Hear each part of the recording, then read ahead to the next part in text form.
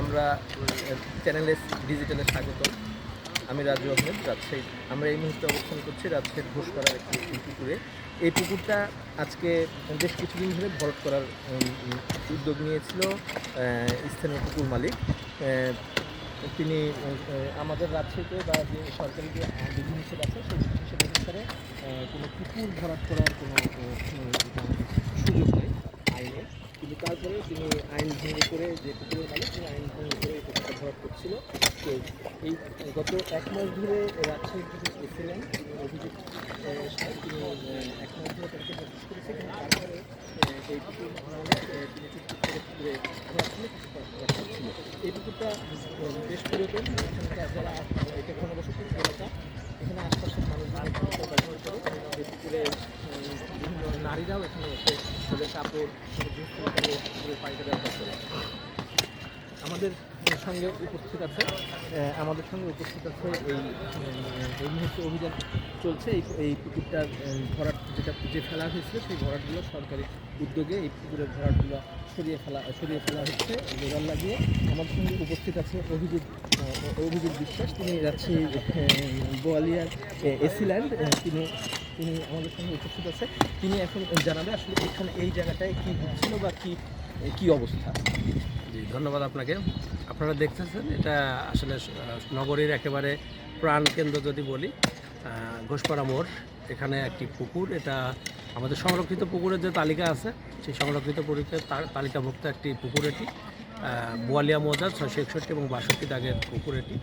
কিন্তু এই পুকুরটিকে একবারে ভরাট না করে পুকুরটিকে ধীরে ধীরে মেরে ফেলার একটা পরিকল্পনা করা হয়েছিল এবং খুব স্লোলি স্লো পয়েজনিংয়ের মতো করে ধীরে ধীরে এটাকে মারা করা হচ্ছিল। পরবর্তীতে আমাদের জেলা প্রশাসক স্যারের কাছে যখন এই বিষয়টি যাই, তখন স্যারের নির্দেশনায় আমরা আজকে এখানে এসেছি যে ওনারা যে পরিমাণ জায়গা ভরাট করেছে, আমাদের সার্ভেয়ার সাহেব আছেন আমরা পুকুরের সীমানাটা ম্যাপ করলাম। ম্যাপ করার পরে যতটুকু পুকুর আমরা ওই পরিমাণ জায়গা আবার পুনঃখনন করে পুকুরটাকে তার আগের পর্যায়ে ফিরিয়ে দেওয়ার চেষ্টা করবো আমাদের এখান থেকে।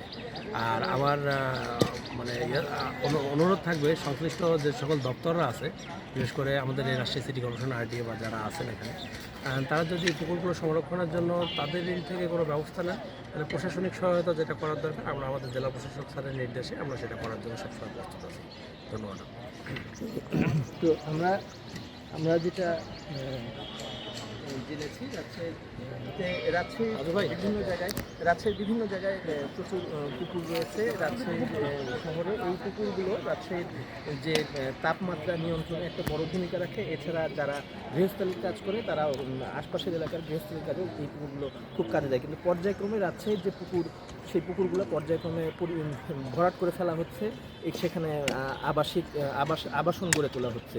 এই পুকুরগুলো না থাকার ফলে আমরা বিভিন্নভাবে ক্ষতিগ্রস্ত হচ্ছে। রাজশাহী শহরের যেমনভাবে পুকুর ভরাট করা হচ্ছে, ঠিক উল্টো চিত্র হচ্ছে রাজশাহীর উপজেলাগুলো নয়। এখানে আবার অপরিকল্পিতভাবে ধানি জমি বা কৃষি জমিকে পুকুর তৈরি করা হচ্ছে। এগুলো রাতের আধারে ভেকু মেশিন বসিয়ে সেই পুকুরগুলো খনন করা হচ্ছে।